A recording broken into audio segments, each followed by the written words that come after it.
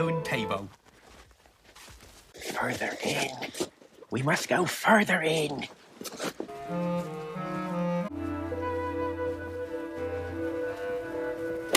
Poor fellow.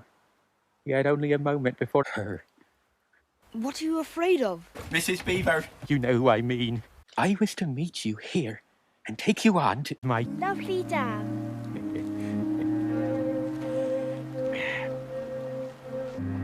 And it looks as though Mrs. Beaver is expecting us.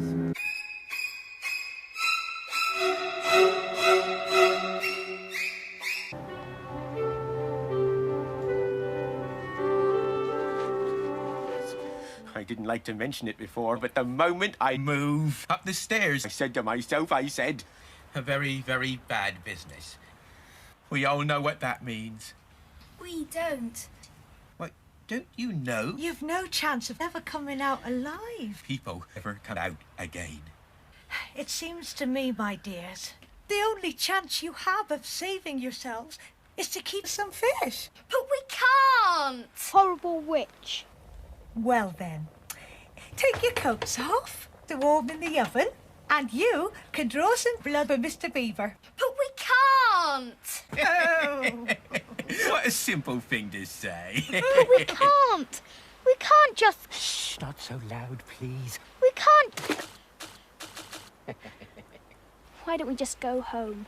We can't just go home. Let's go home. Certainly not. Don't you hear what I tell you? Of course I didn't save. But I could. But, Mr. Beaver... I could.